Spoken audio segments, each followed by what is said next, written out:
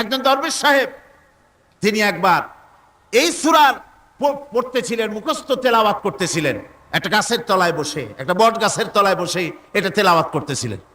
যখন তিনি পড়লেন হাল তারা মিন ফুতুর, আমার সৃষ্টি নৈপুণ্যতার ভিতরে কোনো ভুল পাওয়া যায় নাকি? দরবেশ সাহেব চিত হয়ে শুয়ে শুয়ে তেলাওয়াত করতেছেন আর বলছেন, আল্লাহ রাব্বুল আলামিন, তোমার সৃষ্টি নৈপুণ্যতার ভিতরে কোনো ভুল ধরার ক্ষমতা তো কোনো মানুষের নাই। তবে একটা জিনিস আমার নজরে পড়ল, এই যে বিরাট বট গাছটা, পৃথিবীতে যত গাছ আছে যেমন গাছ তেমন ফল, তাল গাছটা যেমন ফলও তেমন, নারকেল গাছটা যেমন ফলটাও তেমন, কিন্তু এত বড় বিশাল বট গাছ ফল হতেছে ছোট্ট ছোট্ট ট্যাবলেটের মতো। গাছটা যেমন ফলটা তেমন হয় নাই। আল্লাহ এটা ভুল না, তুমি বলেছো যে দেখো কোনো ভুল টুল আছে নাকি, তুমি ভুল তো না, আমার চোখে এটা লাগলো, যেমন গাছ তেমন ফল হয় না। দরবেশ সাহেব চিত হয়ে শুয়ে শুয়ে তেলাওয়াত করছেন, মনের মধ্যে এই চিন্তা আসলো, গাছটা যেমন তেমন ফলটা হলো না। দরবেশ সাহেব বলেন, এই চিন্তা করতেছি, হঠাৎ করে একটা দমকা হাওয়া বয়ে গেল, ডালে ডালে বাড়ি লেগে গেল, একটা আদা পাকা বটের ফল অনেক উপর থেকে বৃন্তচ্যুত হয়ে চট করে এসে আমার নাকের উপরে ফট করে পড়লো। নাকের উপরে এমন ভাবে পড়ছে, নাকটা জ্বলে উঠছে। আমি সেজদায় পড়ে গেলাম। দরবেশ সাহেব বলেন, আমি সেজদায় পড়ে গেলাম, চোখের পানি ফেলে আল্লাহর দরবারে মাপ চাইলাম, বললাম, রব্বুল আলামিন, তোমার কোনো জিনিসের ভিতরে কোনো খুঁত নাই, নিখুঁত জিনিস তুমি বানাইছো, কোনো ভুল নাই। আমি চিন্তা করেছিলাম নারকেল গাছ যেমন তার ফলও তেমন, তাল গাছ যেমন তার ফলও তেমন, বট গাছটা যেমন তেমন ফল। আমার আন্দাজ মতো, আমার চিন্তা মতো, যত বড় বট গাছ অত বড় ফলটা যদি হতো, বটের ফলটা যে পজিশন নিয়ে আমার নাকে পড়েছিল, গাছ যেমন ফল তেমন হলো, নাকও যেত, আমার মাথাও যেত। আল্লাহ রাব্বুল আলামিন বলেন, দেখো বান্দা, আমার সৃষ্টি নৈপুণ্যতার মধ্যে কোনো ভুল পাবে না। সুবহানাল্লাহ ওয়া বিহামদিহি, কোনো ভুল নাই, বারবার তাকাও, কোনো ভুল পাবে না। আল্লাহ পাক বলেন, তিনি তোমাদের প্রতি এত দয়াবান, আল্লাহ তোমাদের প্রতি এত দয়া রাখেন, এত মেহেরবানি করেন যে তোমাদের সমস্ত চাহিদা তিনি পূরণ করেছেন, তোমাদের জীবনে যা দরকার সব তিনি পূরণ করেছেন। এত পূরণ করেছেন, তোমরা যদি আল্লাহ পাকের নেয়ামতগুলি যদি গণনা করো, ওয়া ইন তাউদ্দু নি'মাতাল্লাহি লা তুহসুহা, আমার নিয়ামতগুলি যদি গুনতে থাকো, গুনে গুনে আমার নিয়ামত শেষ করতে পারবে না। সুবহানাল্লাহ ওয়া বিহামদিহি, আমার নিয়ামত গুনে শেষ করতে পারবে না, এত নিয়ামত আমি আল্লাহ রাব্বুল আলামিন দান করেছি। সুতরাং প্রকৃত কথা হচ্ছে যে মানুষ বড় অকৃতজ্ঞ, মানুষ সমস্ত নিয়ামতকে, নিয়ামতের শুকর আদায় করে না, নিয়ামত বোঝেও না। উলাইকা কাল আনাম, চোখ আছে, চোখ দিয়া সব দেখে, কিন্তু আল্লাহর নিয়ামতগুলি দেখে উপলব্ধি করার ক্ষমতা নাই। খায় জনমের খাওয়া, কিন্তু খাওয়ার পরে কার খানা খাইলো, কার দেওয়া খানা খেলো, এরপরে এতটুকুন শুকরিয়াও আদায় করে না। তো চোখ থাকতে দেখে না, অন্তর থাকতে চিন্তা করে না, কান থাকতে হক শোনে না। আল্লাহ পাক বলেছেন, উলাইকা কাল আনাম, এরা হলো জানোয়ারের মতো। কিসের মতো বলুন? আল্লাহ বলেন না বালহুম আদাল, শুধু জানোয়ারের মতো না, বরং জানোয়ারের চাইতেও নিকৃষ্ট। জোরে কর নাউজুবিল্লাহ। যাদের চোখ থাকতে দেখলো না, কান থাকতে শুনলো না, অন্তঃকরণ থাকতে বিবেচনা করলো না, এরা চতুষ্পদ জানোয়ারের মতো। আল্লাহ পাক বলছেন, আর রহমান আল্লামাল কোরআন, এই কোরআন শিক্ষা দিয়েছেন রহমান, যিনি দয়ার সাগর, যিনি মানুষের সব প্রয়োজন মিটিয়েছেন। কোরআনের মতো একটা বড় প্রয়োজন তিনি মিটাবেন না, তা কি হতে পারে? জোরে কোন হতে পারে? মানুষ সৃষ্টি করলেন, অথচ মানুষের চলার পথ দিলেন না। মানুষ সৃষ্টি করলেন, মানুষ কোন পথে চলবে, কি করলে আল্লাহ রাজি হবেন, কি করলে বেহেশতে যাব, কি করলে শান্তিতে থাকবো দুনিয়ায়, এর কোনো পরিকল্পনা তিনি দিলেন না। তিনি শুধু বললেন, নামাজ পড়ো, রোজা রাখো, আর তা যদি না করো কিয়ামতে জাহান্নামে যাবা। আল্লাহ কি এইভাবে জালিম? আল্লাহ এরকম জালিম? ওয়ামাল্লাহু বিযাল্লামিল লিল আবিদ, আল্লাহ পাক বলেছেন, আমি আমার বান্দার জন্য জালিম নই, আমি বান্দার উপর জুলম করি না। আল্লাহ পাক রহমান, তিনি আমাদের পথ দেখিয়েছেন, তিনি কি সুন্দর, কত রহমত তার, কত দয়া। রহমান নাম দিয়ে সূরাটি শুরু করেছেন। এ কোরআন শিক্ষা দিয়েছেন তিনি, যিনি দয়াবান। আল্লাহ রাব্বুল আলামিন বলেন, আল্লাযী জাআলা লাকুমুল আরদা মাহাদান ওয়া জাআলা লাকুম ফীহা সুবুলান লাআল্লাকুম তাহতাদুন। তিনি আল্লাহ যিনি তোমাদের জন্য এই পৃথিবীটাকে সমতল করেছেন, এই পৃথিবীটাকে সুন্দর করেছেন, সমতল করে দিয়েছেন। আর তোমাদের চলার জন্য তিনি রাস্তা তৈরি করেছেন, সমতল জমিনের উপরে করে দিয়েছেন, পৃথিবীটাকে সমতল করেছেন, মাটিটাকে সুন্দর করেছেন, রহমত করেছেন। তিনি পৃথিবীর মানুষকে বসবাসের জন্য একটা পৃথিবী বানালেন, কিন্তু সেই পৃথিবীতে সেই মাটিটা এমন হলো যেখানে এত শক্ত যা বিল্ডিং করা যায় না, যেখানে মাটি খোসা যায় না, জমিন চাষ করা যায় না। জমিন কি এরকম শক্ত? জোরে বলেন, এরকম শক্ত? এরকম শক্ত না। আবার বৃষ্টি পড়লে যে কাদা হয়, ওই রকম যদি জনমের মতো আল্লাহ কাদা বানায় দিতেন যে মানুষ দাঁড়াইতেই পারে না, কাদার মধ্যে ডুবে যায়, এরকম যদি অবস্থা হতো, তাহলে এই পৃথিবীর এই জমিনের উপরে মানুষ বাড়ি ঘর বানাইতে পারতো না। ঠিক কিনা কন? আল্লাহ পাক বলছেন, আমি একটা ভারসাম্যের মাধ্যমে এই পৃথিবীকে, এই জমিনকে সৃষ্টি করেছি, এবং এই জমিন যেন তোমাকে নিয়ে নড়াচড়া করতে না পারে সেজন্য আমি পাহাড় দিয়েছি। পাহাড়গুলিকে কিলকের মতো, পেরেকের মতো খিল মেরে দিয়ে পৃথিবীটার ভারসাম্য রক্ষা করেছি, যাতে করে তোমাকে নিয়ে টালমাটাল হতে না পারে। এই সুন্দর করে পৃথিবীটা বানালাম। তারপরে وَلَقَدْ مَكَّنَّاكُمْ فِي الْأَرْضِ وَجَعَلْنَا لَكُمْ فِيهَا مَعَائِشَ قَلِيلًا مَا تَشْكُرُونَ। আল্লাহ পাক বলেন, আবার দেখো, এই জমিনে আমি তোমাদেরকে প্রতিষ্ঠিত করেছি, আর জমিনের উপরে তোমরা যাতে রুজি রোজগার করতে পারো সে ব্যবস্থাও আমি করে দিয়েছি। জমিন সৃষ্টি করেছি, আবার রুজি রোজগার করবে সে ব্যবস্থাও আমি তোমাদের জন্য করে দিয়েছি। এই পৃথিবী তুমি চাষাবাদ করবে, তাতে ফসল হবে, সে ব্যবস্থা করে দিয়েছি। বাড়িঘর বানাবে, সে ব্যবস্থা করে দিয়েছি। তারপরে পৃথিবীর এ মাটির নিচে তোমার জন্য সম্পদ রেখেছি। সমুদ্রের ভিতরে, নদীর ভিতরে, সেখানেও তোমার জন্য সম্পদ রেখেছি। আমি রহমান, সব প্রয়োজন মিটিয়েছি।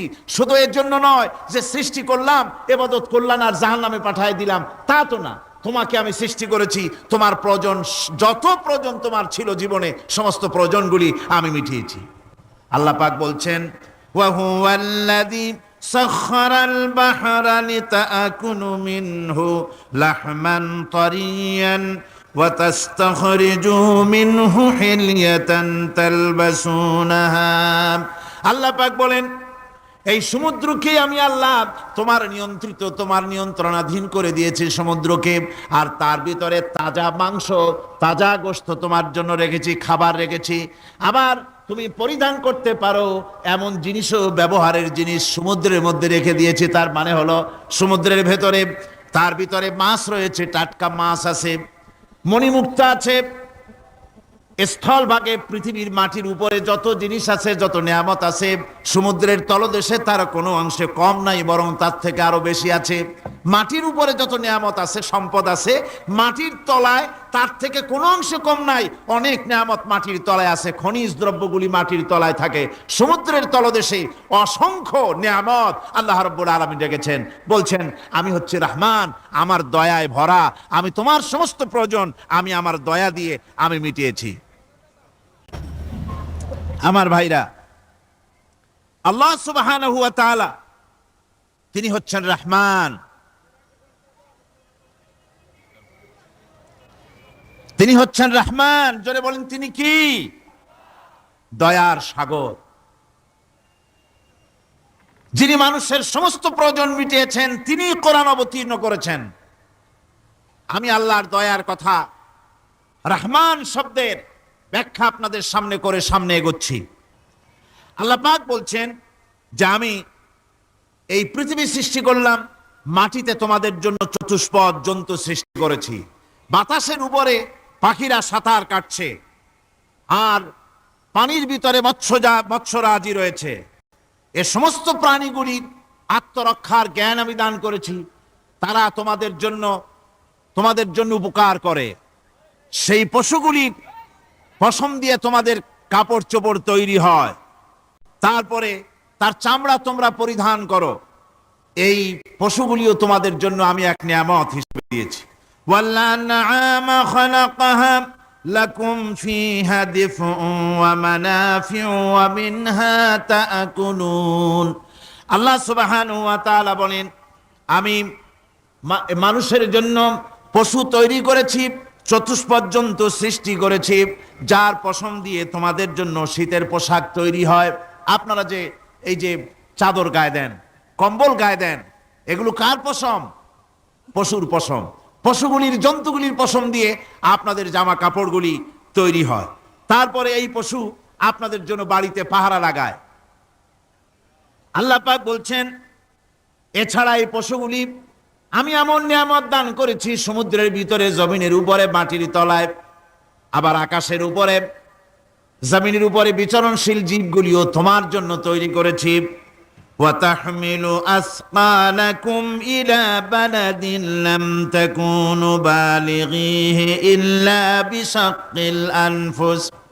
আল্লাহ পাক বলেন, এই পশুগুলি তোমাদের আরো অনেক উপকারে আসে। তোমাদের বোঝাগুলি, বড় বড় বোঝাগুলি তারা এক শহর থেকে আর এক শহরে, দূর থেকে দূরান্তরে পিঠে করে তারা বহন করে নিয়ে যায়, যা তোমরা বহন করতে পারতে না। তোমাদের জন্য দারুণ কষ্ট হতো, মুসিবত হতো। এই ধরনের বোঝাগুলি, পশুগুলি তোমাদের জন্য বহন করে নিয়ে যায়। গাধা, ঘোড়া, হাতি, আপনাদের বোঝাগুলিকে, বিরাট বিরাট বোঝা যা টানতে ট্রাক লাগে, মানুষের জন্য কষ্ট হয়, এই বোঝাগুলিও এই পশুর দ্বারা আল্লাহ পাক বহন করায় থাকেন। আল্লাহ পাক বলছেন, ইন্না রাব্বাকুম লারাউফুর রহিম। নিশ্চয়ই তোমাদের রব, তিনি তোমাদের প্রতি অত্যন্ত দয়াশীল, তার দয়া পৃথিবীর চতুর্দিকে ছড়িয়ে আছে। তিনি আমাদেরকে এ কোরআন নাজিল করেছেন, এ কোরআন আমাদেরকে শিক্ষা দিয়েছেন এমন এক রহমান, যার দয়া পৃথিবীর চতুর্দিকে সর্বত্র ছড়িয়ে আছে। আল্লাহর দয়া চতুর্দিকে কি ছড়িয়ে আছে কোন? আল্লাহর দয়া, আল্লাহর মোহব্বত, আল্লাহর করুণা সর্বত্র ছড়িয়ে আছে।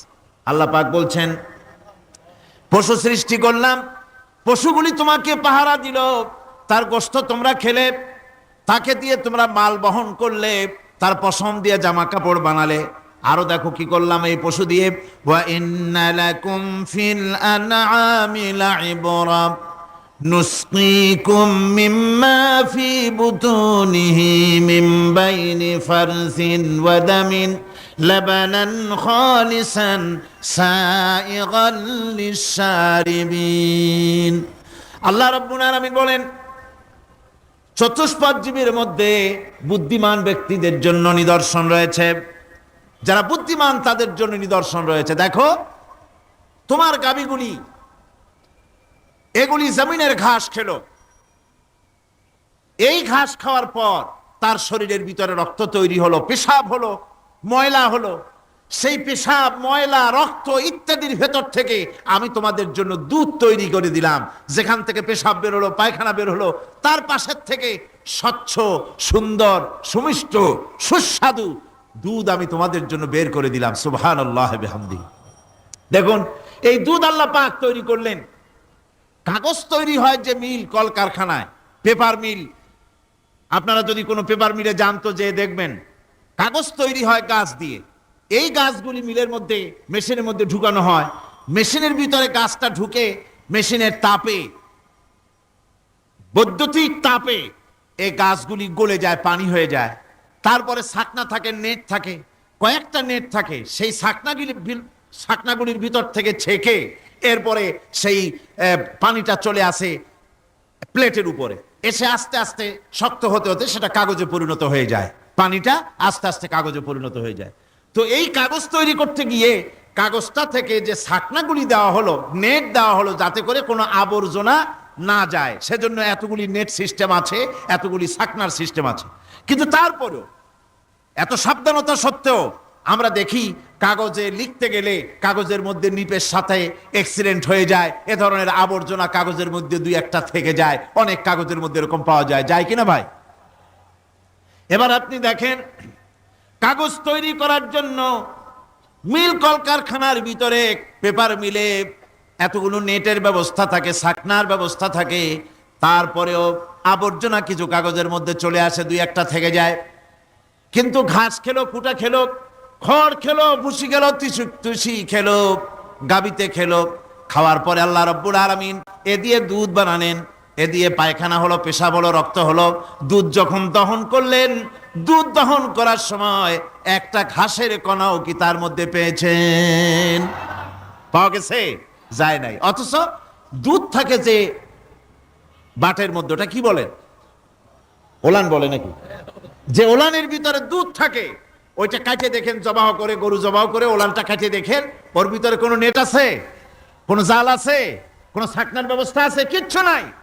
সুবহানাল্লাহ কইতে ইচ্ছে করে না ভাইরা? আল্লাহ রাব্বুল আলামিন বলেন, এইভাবে করে পশুর ভিতরে তোমার জন্য কত, এক পশুতে কত উপকার করলাম, গোশত খাওয়ালাম, চামড়া দিয়া জামা বানায় দিলাম। প্রচন্ড শীত পড়ে যেখানে, কানাডায়, ইউরোপে, আমেরিকায় প্রচন্ড শীত পড়ে কোন কোন এলাকায়। দক্ষিণ আমেরিকায় কানাডার একটা এলাকা আছে যেখানে এবার আমি সফর করে এসেছি। 12 মাস বরফ পড়ে সেখানে, বরফ আর বরফ ছাড়া কিছু নাই, সমস্ত রাস্তাঘাট সব বরফ আর বরফ। সেখানে এই প্রচন্ড শীতের ভিতরে মানুষ কিভাবে থাকবে? সুতা দিয়ে তৈরি করা কাপড়ে শীত কিছুতেই মানতে পারে না। আমি তো গেছি এমন এক জায়গায়, কানাডা এবং আমেরিকা যেখানে ছিলাম, সেখানে শীত ছিল -11 টেম্পারেচার, -11। এখন বোঝেন যে ঠান্ডাটা কি পরিমাণ। মুখের থেকে থুতু ফেললে আপনি চেহারা ফিরাতে পারবেন না, এর মধ্যে আপনার থুতু বরফ হয়ে যাচ্ছে। এই রকমের প্রচন্ড ঠান্ডায় সব রকমের কাপড় চোপড় যা ছিল এগুলো সব কিনিয়া গায়ে দিয়ে আমি 1-3 হয়ে গেছি ফুলিয়া। তারপরেও আমার মনে হচ্ছে ঠান্ডা আমার হাত দিয়ে স্পর্শ করতেছে।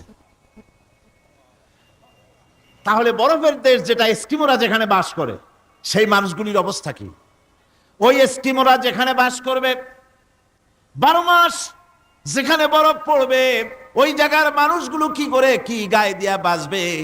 এ পরিকল্পনা, এই চিন্তা দুনিয়ায় কেউ করে নাই, রহমান করেছেন। আল্লাহ রাব্বুল আলামিন পশু তৈরি করেছেন, পশুর গায়ে পশম দিয়েছেন, চামড়া দিয়েছেন। সেই জায়গার মানুষগুলি চামড়া দিয়া জামা তৈরি করে গায়ে লাগায়, শীত ঢোকে না। সুবহানাল্লাহ বিহামদিহি। চামড়া দিয়ে জামা তৈরি হচ্ছে, কাপড় চোপড় তৈরি হচ্ছে। আল্লাহ বলেন এভাবে করে কত কিছু হলো।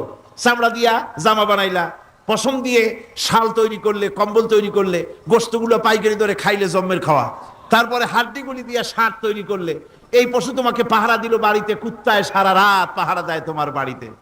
কুত্তা আবার পুলিশেও চাকরি করে। ইংল্যান্ডে, লন্ডনে দেখেছি আপনার, সেখানে কুকুর, ওকে ট্রেনিং দেওয়া হয়, কুকুর পুলিশে চাকরি করে। কোনো পুলিশ আছে হাবিলদার, সাব ইন্সপেক্টর, তবে কুত্তা জানে না যে সাব ইন্সপেক্টর কিনা আসে। বিভিন্ন বিভাগ তাকে দেওয়া হয়েছে এবং তারা এত নির্ভরযোগ্য, শুধুমাত্র চোরের ছবি আর তার ব্যবহৃত জামা কাপড় একটুখানি নাকে শুকায় দেবে কুত্তাকে, পুলিশ আর যাওয়া লাগবে না। এই কুত্তা পুলিশই যথেষ্ট। খুঁজা চোর যদি একবার তার নজরে এসে যায়, আর ছাড়াছাড়ি নাই, তাকে হাজির করবে, পুলিশের সামনে এনে হাজির করবে। তো এই কুকুর বাড়িতে পাহারা দিচ্ছে আপনার জন্য, তারপরে পুলিশের দায়িত্ব পালন করতেছে। মানুষ মরে গেলে কোথায় মরেছে সেগুলি সন্ধান করে নিয়ে আসতেছে, মাইন কোথায় পোতা আছে তা খুঁজে নিয়ে আসতেছে। কত উপকার আল্লাহ পাক করছেন। আল্লাহ পাক বলছেন, দেখো বান্দা, তোমার জন্য এই ধরনের অসংখ্য নিয়ামত আমি দান করেছি। আর এই নিয়ামতগুলি কার থেকে আসছে? যত নিয়ামত বান্দা তোমার জন্য তুমি পেয়েছো, সমস্ত নিয়ামত আমি আল্লাহ রাব্বুল আলামিনের পক্ষ থেকে এসেছে। সব নিয়ামত কে দিয়েছেন? জোরে বলেন, কে দিলেন? আল্লাহ পাক দিলেন। আল্লাহ পাক বলেন, এইভাবে করে আমি আমার নিয়ামত দিয়ে, রহমত দিয়ে তোমাকে আমি সৃষ্টি করেছি, তোমাকে লালন পালন করতেছি। একটি মানুষ যতই সংকীর্ণ এবং অসভ্য জীবন যাপন করুক না কেন, সে পৃথিবীতে যেখানে বসবাস করে সেখানে বসে সে অন্তত তার চতুর্দিকে কত নিয়ামত সে লাভ করতেছে তা সে চিন্তা না করে পারে না। সে যদি চিন্তা করে তাহলে অবশ্যই এগুলি তার জ্ঞানের মধ্যে আসবে। একজন কৃষক, সে নির্জন একটা কুটিরে বাস করে। সে আল্লাহর সৃষ্টি নৈপুণ্যতা বুঝুক আর না বুঝুক, আকাশ কেন সৃষ্টি হলো, জমিন কেন সৃষ্টি হলো, এই কথা যদি জিজ্ঞাসা করা হয় কৃষককে, সে তো ভালো করে তা বুঝবে না। কিন্তু অন্তত এতটুকুন কথা একটা মূর্খ একজন চাষি যে প্রত্যন্ত একটা অঞ্চলে বাস করে, একটা নিবিড় পল্লীতে বাস করে, অজ পাড়াগায় বাস করে, কোনো শিক্ষার আলো পৌঁছায় নাই, স্কুল নাই, কলেজ নাই, বিদ্যুৎ নাই, হসপিটাল নাই, রাস্তা নাই, টেলিফোনের ব্যবস্থা নাই, এমন একটা জায়গায় একটা নিরেট, একটা মূর্খ, একটা চাষি একটা ঘরের মধ্যে বাস করে। সে পৃথিবীর আল্লাহর সৃষ্টি নৈপুণ্যতা আর কিছু বুঝুক আর না বুঝুক, এতটুকুন কথা তো সে বোঝে যে আমি যদি অসুস্থ হই তাহলে এই গাছপালার পাতা শিকড় বেটে খেলে আমি রোগমুক্ত হয়ে যাই।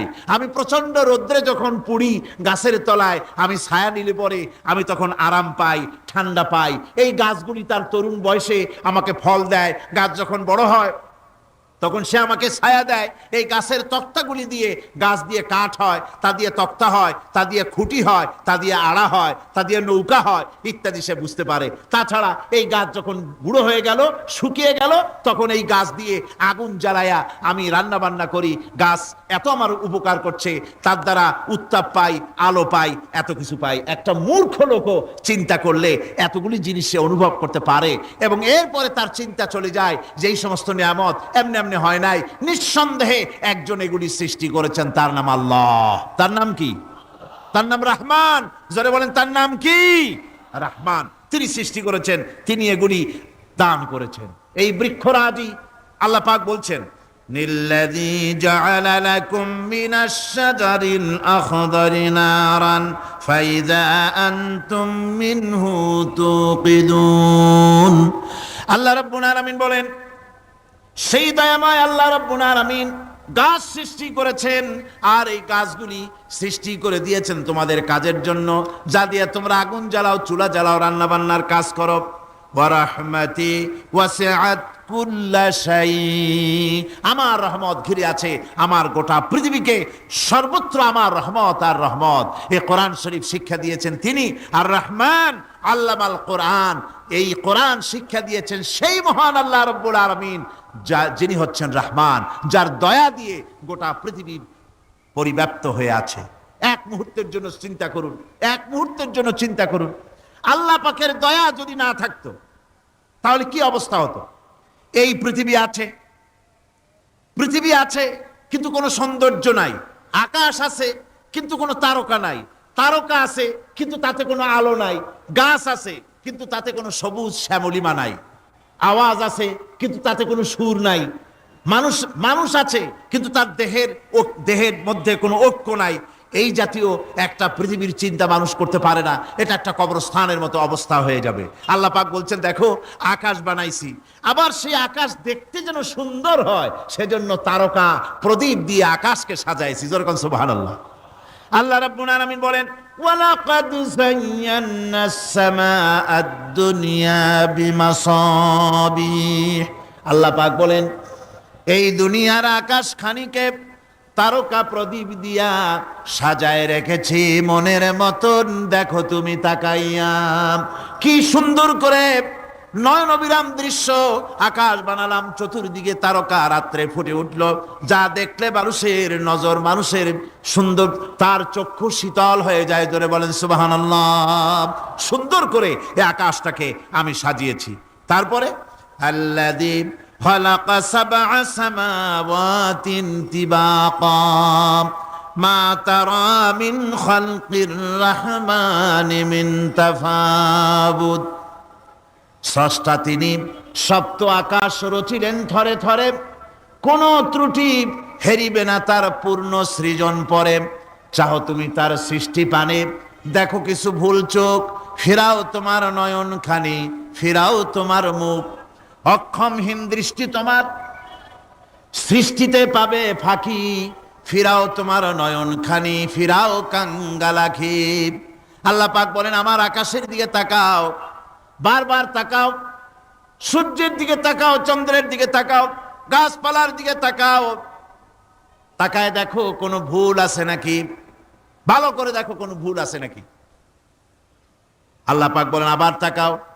দেখতে দেখতে তোমার চক্ষু দুর্বল হয়ে তোমার কাছেই ফিরে আসবে, আমার সৃষ্টি নৈপুণ্যতার ভিতরে কোনো ভুল পাবে না। সুবহানাল্লাহ। আল্লাহ সুবহানাহু ওয়া তাআলা সুন্দর করে বানিয়েছেন, যা দেখবেন শুধু সুন্দর আর সুন্দর। সুবহানাল্লাহ বলে, শুধুই সুন্দর। ফুলের সৌন্দর্য দেখেন, গাছের সৌন্দর্য দেখেন, জমিনের সৌন্দর্য দেখেন, পাখির সৌন্দর্য দেখেন। আল্লাহ পাক যা বানালেন সবগুলিকে আল্লাহ পাক সুন্দর করে করে সৃষ্টি করেছেন, সব গুছিয়ে গুছিয়ে সুন্দর করে করে বানিয়েছেন, অসুন্দর করে কিছু বানান নাই। ফুল দেখতে কত সুন্দর, ফুলের থেকে ফল হয়, সে ফল হওয়ার জন্য ফুলের পুংকেশর আর স্ত্রী কেশরের মিলন ঘটতে হয়। তো ফুল তো আর চলতে পারে না, এই মিলনটা কেমনে হবে? এই জন্য আল্লাহ পাকের রুচি দেখেন, আল্লাহ পাকের রহমত দেখেন, আল্লাহর কুদরত চিন্তা করুন। সুবহানাল্লাহি বিহামদিহি। ফুল সুন্দর জিনিস, ফুলের চাইতে আর কিছু সুন্দর আছে নাকি? এত সুন্দর ফুল, এই পুংকেশর এবং স্ত্রী কেশরের বিনিময়টা কে করবে? এইটা করার জন্য আল্লাহ পাক এই দায়িত্ব তেলাপোকাকে দেন নাই, দিছেন নাকি? আরশোলাকে দিছেন, সার পোকাকে দিছেন, উই পোকাকে দিছেন, তাতে ফুলের ইজ্জত নয়। ফুল যেমন সুন্দর, আল্লাহর রুচি, আল্লাহ রাব্বুল আলামিনের সৌন্দর্য বোধ কত বিরাট, কত মহান আল্লাহ পাক। ফুল যেমন সুন্দর, ওই সুন্দর ফুলের উপরে তেলাপোকা পড়লে ফুলের সৌন্দর্য নষ্ট হবে। এজন্য আল্লাহ পাক ফুল যেমন সুন্দর, ওই পুংকেশর আর স্ত্রী কেশরের মিলন ঘটাবার জন্য রব্বুল আলামিন সুন্দর প্রজাপতির ব্যবস্থা করেছেন। ফুল যেমন সুন্দর, প্রজাপতিও সুন্দর। প্রজাপতির ডানায় কোন শিল্পী কোন তুলি দিয়ে এত রং লাগালো! সুবহানাল্লাহ বিহামদিহি, সুবহানাল্লাহ বিহামদিহি। কি সুন্দর প্রজাপতি আল্লাহ তৈরি করলেন। আল্লাহ পাক বলছেন, এমনি সুন্দর করে বানালাম, মানুষ বানাইছি, সে মানুষের সৌন্দর্য দেখো। দুইটা চোখ দিলাম দেখার জন্য। চোখ কি জন্যে? এখন এই চোখ দুইটা যদি কুমিরের মতো আল্লাহ গোল বানাই দিতেন, চোখ গোল এইরকম কুমিরের মতো দেখতে বিশ্রী হতো। চোখ দুটোকে আল্লাহ টানা টানা করেছেন, চোখের উপরে ভুরু লাগিয়েছেন, তাতে আবার পশম দিয়েছেন, চোখে পিসি দিয়েছেন, চোখের ভিতরে মণিটা কালো করেছেন, তার চতুর্দিকে সাদা অংশকে নীলাভ করেছেন যাতে কালোটা আরো ফুটে ওঠে। সুবহানাল্লাহি বিহামদিহি। কত সৌন্দর্য আল্লাহ রাব্বুল আলামিন মানুষকে দিয়েছেন। আল্লাহর রহমতের ওয়াজ সারা বছর করলেও তো ফুরাবে না, এত রহমত, এত দয়া আল্লাহ সুবহানাহু ওয়া তাআলার। মানুষ আল্লাহ কি সুন্দর করে বানালেন। একবার একজন দরবেশ সাহেব রাস্তা দিয়ে যাচ্ছেন, প্রতিমধ্যে তিনি দেখতে পেলেন নদী থেকে এক কলসি পানি নিয়ে এক যুবতী সুন্দরী মেয়ে রাস্তা বেয়ে যেতেছে। দরবেশ সাহেব দাঁড়ায় গেলেন আর ওই যুবতীর দিকে এক নজরে তাকায় আছেন, চোখে পলক দেয় না। এরপরে যুবতী থমকে দাঁড়ায় গেল। আধা বুড়া মানুষ, দাড়ি অর্ধেক পাইকে গেছে, দেখতে দেখায় খুব বুজুর্গ মানুষ, কিন্তু রাস্তায় আমার একা পাইয়া এমনি করে তাকিয়ে আছে আর চোখ দিয়েও তো পানি পড়ে। ব্যাপারটা কি? দরবেশ কাঁদে কেন? প্রতিমধ্যে আমাকে একা পেয়ে দরবেশ কাঁদে কেন, তাকিয়ে আছে কেন? মহিলার চিন্তা জাগলো। শেখ সাদী রহমতুল্লাহ আলাইহি ঘটনা লিখেছেন, বাংলা কবিতার অনুবাদ করেছেন। একদা সুখদায়ক প্রমোদা বদন, দর্শন করি মম ঝরিল নয়ন। হেসে কহে সে রূপসী সবিস্ময় মন, কহ দেখি মহাশয় কহ কি কারণ। বিষয় বিরাগী তুমি ভুবনে প্রচার, কি হেতু জন্মিল তব মানস বিকার। যুবতী মেয়েটি বলছে, ওগো দরবেশ সাহেব, হুজুর সাহেব, আমি একটা যুবতী মেয়ে লোক, রাস্তায় আমাকে একা পেয়ে আপনি আমার দিকে তাকায় আছেন আর কাঁদতেছেন। এই বৃদ্ধ বয়সে ভীমরতি হলে কেন? আমাকে দেখে কাঁদেন কেন আর এক নজরে কেন তাকায়ছেন? কারণটা কি? কি কুমতলব আছে? দরবেশ সাহেব বলছেন, হেসে কহিলাম বালে করহ শ্রবণ, নেত্র ঝরে তবু হেতু ভেব না এমন। হে রূপসী মেয়ে, তোমার জন্য আমি কান্দি, একথা একবারও চিন্তা করো না। যে শিল্পী রচিল এই সুধাংশু বদন, তাহার তরে ঝরে নেত্র নয়নে জীবন। তোমার প্রেম পাওয়ার জন্যে তোমাকে দেখে লোবাতুর এবং কামুক হয়ে তোমার দিকে তাকায় কান্দি, একবারও ভেব না। আল্লাহর কসম আমি কাঁদতেছি তোমার এত সুন্দর স্বাস্থ্য আর চেহারা যে আল্লাহ রাব্বুল আলামিন বানায় দিলেন, না জানি সেই আল্লাহ কত সুন্দর, যার সৃষ্টি এত সুন্দর সে আল্লাহ রাব্বুল আলামিন না জানি কত সুন্দর। আল্লাহ পাক সেই সুন্দর আল্লাহ রাব্বুল আলামিনকে দেখার তৌফিক যেন আমরা পাই। জোরে কোন আমিন, আরো জোরে বলেন আমিন। আল্লাহ পাক বলছেন আমি সুন্দর করে সব তৈরি করে দিয়েছি, বুঝবে তারা যারা চিন্তাশীল, যারা গবেষণা করে। ইন্না ফি খালকিস সামাওয়াতি ওয়াল আরদি ওয়াখতিলাফিল লাইলি ওয়ান নাহার লাআয়াতিন লিউলিল আলবাব। নিশ্চয়ই যারা নাকি জ্ঞানবান তারা রাত এবং দিনের পরিবর্তন, আকাশ এবং জমিনের সৃষ্টি ইত্যাদির ব্যাপারে, এই সৃষ্টি নৈপুণ্যতার ব্যাপারে তারা চিন্তা করে, গবেষণা করে। রাত এবং দিনের পার্থক্য মানুষের জীবনকে জীবন পদ্ধতিকে দুই ভাগে বিভক্ত করেছে, রাত এবং দিন। দেখেন আল্লাহর রহমত এবং কুদরত সব জায়গায় রাত এবং দিন মানুষের জীবন চলার পথকে, জীবন পদ্ধতিকে কয় ভাগে ভাগ করেছে? দুই ভাগ। আল্লাহ পাক বলেন ওয়াজআলনাল লাইলা লিবাসান ওয়াজআলনান নাহারা মাআশা। আমি রাতকে করেছি শান্তির বাহন, রাতকে করেছি আচ্ছাদন, শান্তির বাহন, আর দিনকে করেছি রোজগার করার জন্য। দিনের বেলায় রোজগার করবে, কামাই রুজি করবে, কল কারখানায় যাবে, খেতে খামারে যাবে, অফিস আদালতে যাবে, কাজ কাম করবে। এ কাজ করে করে শরীরের ভিতরে ক্লান্তি আসে, অবসাদ এসে যায়। আল্লাহ রাব্বুল আলামিন বলেন আমি আবার রাত বানালাম।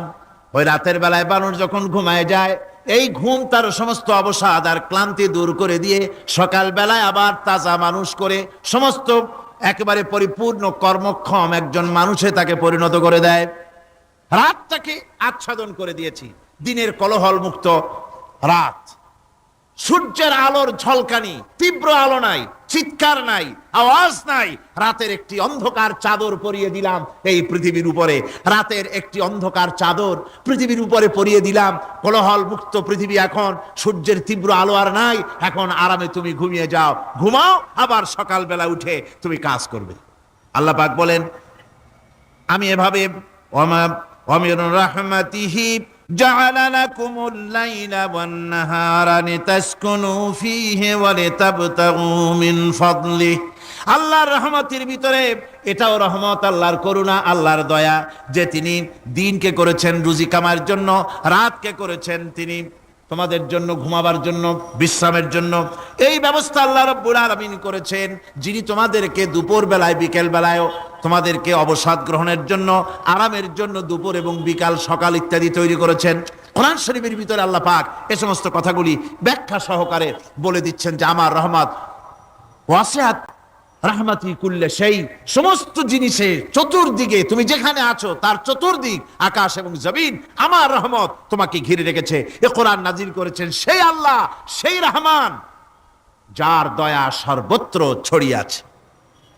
আল্লাহ পাক বলছেন এরপরে তোমাকে সৃষ্টি করলাম, জমিন সৃষ্টি করলাম খাবারের জন্য। আমার রহমতের বিষয়টা দেখো, আমি এমন দয়াবান, এমন মেহেরবান।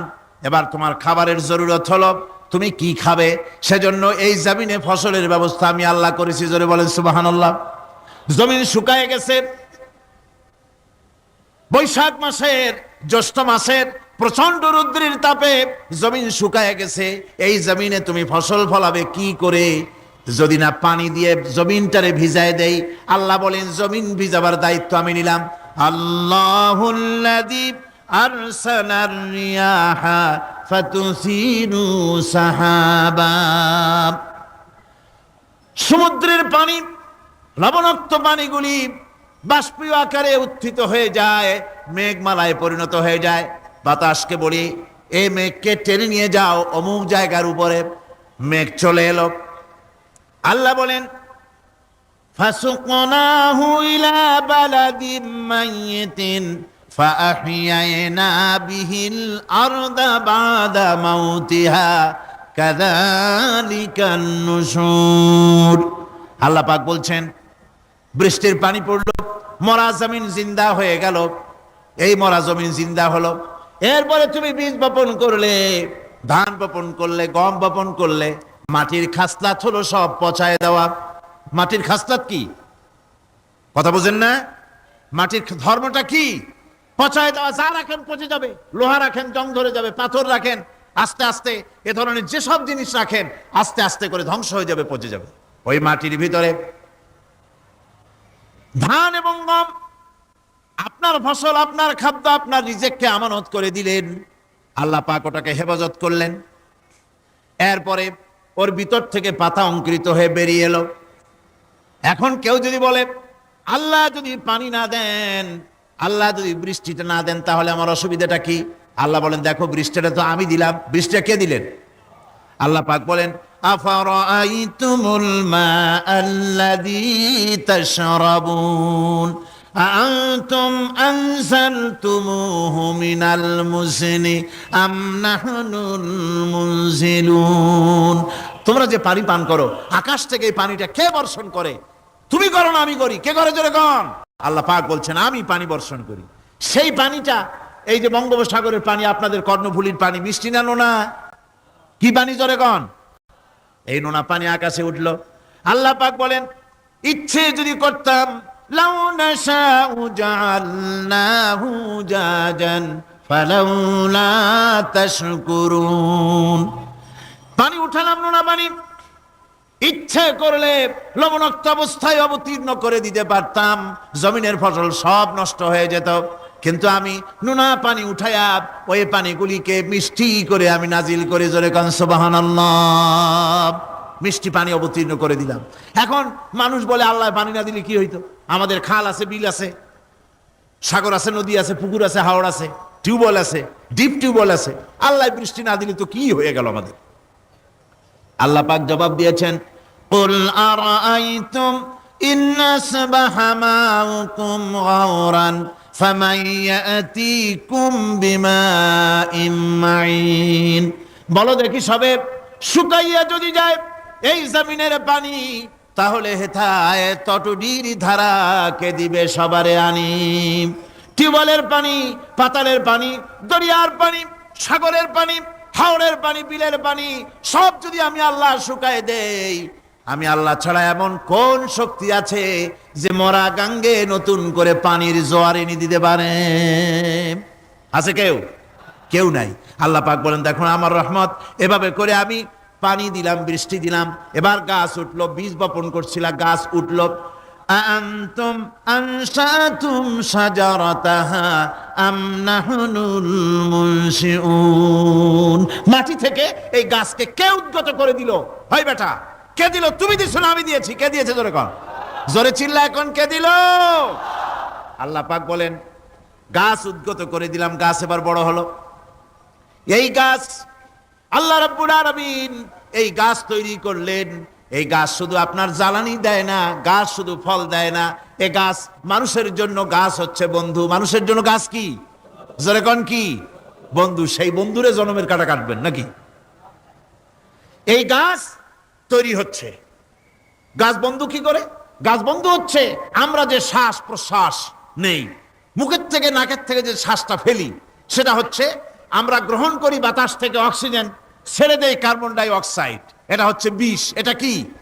আমরা নিলাম পরিশুদ্ধ অক্সিজেন, নিলাম, ছেড়ে দিলাম এটাকে বিষ করে, এই বিষটা ছড়িয়ে গেল।